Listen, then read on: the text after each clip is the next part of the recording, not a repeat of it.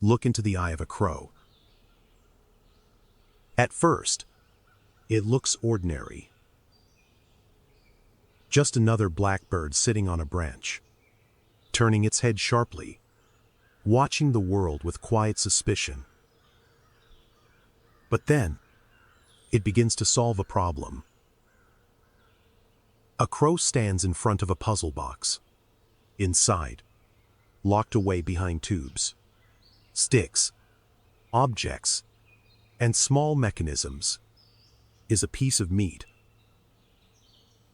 The reward is close, but not easy. The crow does not panic. It does not peck randomly. It studies. First, it pulls a small stick from a tube. Then it uses that stick to reach another object. Then another step unlocks another tool. Each action leads to the next. Each result creates a new possibility. At the end, the crow reaches the meat. A 7-step puzzle, solved by a bird. Not instinct. Not luck. Planning. If intelligence means solving problems, then the crow is not just a bird. It is something stranger. Something closer to us than we once imagined. A flying primate dressed in black. The feathered ape. Crows belong to an extraordinary family, the corvids. Crows, ravens, magpies, jays. Different shapes, different voices, different colors. But one shared gift, an unusual kind of intelligence. For centuries, humans underestimated them. We used the phrase bird-brained as an insult, as if a small skull meant a simple mind. But crows refused to fit the insult. They planned. They remembered. They invented. They adapted. And eventually, scientists began to ask a better question. What if intelligence is not only about brain size? What if it is about brain design? Inside the crow's brain is a surprise. A dense concentration of neurons packed into a compact, efficient system. Not a smaller version of a human brain. Not a failed mammal brain. A different design. Built by evolution for sharp decisions, flexible behavior, social memory, and survival. This is why some researchers use a bold phrase. Feathered apes. Not because crows are mammals, but because they solve problems in ways that feel astonishingly close to primates. Apes use tools. Crows use tools too. Children learn by trial and error. Crows do the same. But sometimes, crows go even further. To see this clearly, travel to New Caledonia, a remote island world of tropical forests and hidden intelligence. Here lives one of nature's greatest inventors, the New Caledonian crow. Many animals use tools. Otters use stones. Chimpanzees use twigs. But this crow does something rarer. It manufactures tools. It chooses material carefully. It trims twigs. It shapes hooks. Then it uses those hooks to pull insects and larvae from hidden places inside wood. A simple stick becomes an extension of thought. The beak becomes a hand. And the most astonishing part happens before the action. The crow seems to evaluate the problem. It looks from the food to the tool, from the tool to the opening, from the opening back to the food. It does not simply react. It appears to choose the right tool for the right job.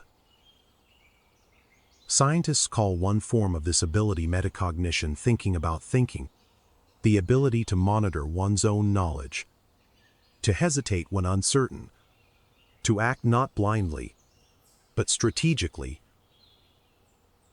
The crow sees the goal, then selects the means, then builds a path between them. That path is intelligence, and it is flying on black wings. But crow intelligence is not limited to tools. In cities, crows study us. They watch our faces. They notice who is safe, who is dangerous, who brings food, who threatens them, and who should never be trusted again. In Seattle, researchers tested this power with masks. They wore specific masks while capturing and banding crows. Later, when the same masked faces returned, the crows remembered. They scolded. They followed. They warned others. Not for a day. Not for a season. For years. A crow can hold a grudge, and it may hold it longer than you expect. Even more astonishing, the memory spreads. If one crow learns your face, other crows may learn it too. Juveniles that were never captured can still join the warning calls. The danger becomes social knowledge. A face becomes data. A memory stored in a wild mind. Be cruel to a crow, and the forest may remember you. That is not superstition. It is evidence. A black-feathered witness with a long memory. Now imagine a different test. A treat floats inside a narrow tube of water. The crow wants it, but its beak cannot reach far enough. Nearby are stones. The crow picks one up and drops it into the tube. The water rises. The crow notices. So it drops another. Then another. The treat rises higher with each stone, until finally the reward is within reach. This echoes an ancient story, Aesop's fable of the crow and the pitcher. But in modern labs, the fable became measurable. Crows can learn which objects work. Heavy objects raise the water. Light floating objects do not. This is volume displacement, the physical principle associated with Archimedes. But the crow does not need equations. It needs results. Cause. Effect. Adjustment. Observation becomes action. Many human toddlers struggle with versions of this task. Yet crows can grasp the pattern. That should make us pause. Because in the crow, physics does not live on a chalkboard. Physics becomes behavior. But intelligence is not only serious. Sometimes, intelligence plays. A crow slides down a snowy roof, reaches the bottom, then hops back up and does it again. Another crow teases a dog, tugging its tail and jumping away just in time. Not for food. Not for survival. Just for the experience. Play is not meaningless. In nature, play is expensive. It costs time. It costs energy. It can attract danger. So why do it? Because play trains the brain. It tests movement. It builds flexibility. It explores risk. It creates new patterns of action. A mind that plays is a mind with options. And crows are deeply social players. They form relationships. They recognize individuals. They negotiate. They cooperate against threats. They seem to study not only the natural world, but the human world too. A roof can become a playground. A street can become a laboratory. A trash bin can become a puzzle. A traffic light can become timing. Crows are always testing the edges of possibility. But play is only one side of the story. Crows also plan for the future. They hide food for later. This is called caching. A crow may bury a nut, cover it with leaves, and return when it needs the food. Simple at first glance. But look closer. Another crow may be watching. And if a thief sees the hiding place, the food may disappear. So the crow performs deception. It pretends to hide food in one location, then secretly hides it somewhere else. The observer searches the fake spot. The planner keeps the prize. This suggests something profound. The crow may understand what another crow knows, or at least what another crow has seen.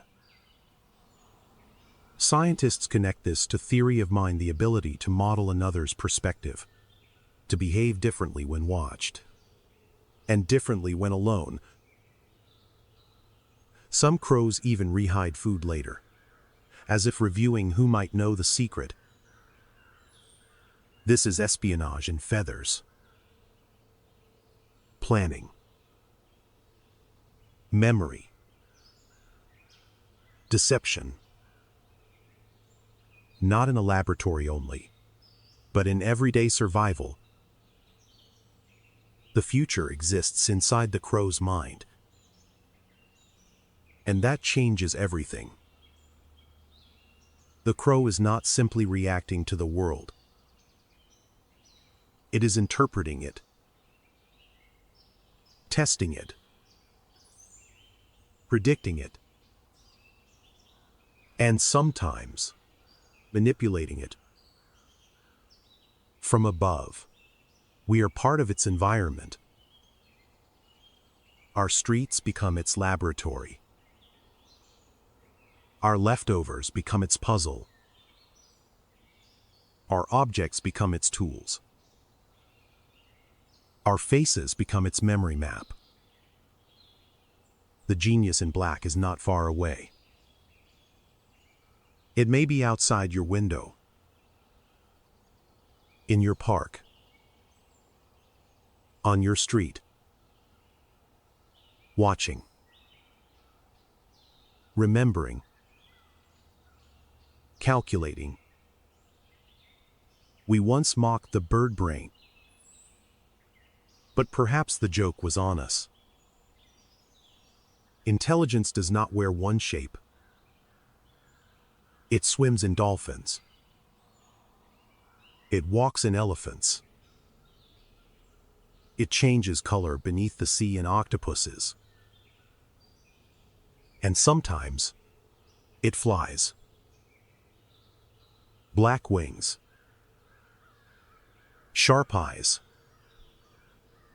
Ancient memory. a mind hidden in plain sight. The next time a crow calls, pause for a moment. It may not be random noise. It may be a message, a warning, a question, or a reminder that the mind of nature is wider than we thought. The crow has been proving it all along. With sticks, with stones, with faces, with games, with hidden food, with deception, with memory, with intelligence wrapped in black feathers. Look into the eye of a crow again. This time, do not see an ordinary bird. See a planner, a toolmaker, a witness, a trickster, a survivor. A mind that learned to live beside us while quietly studying us.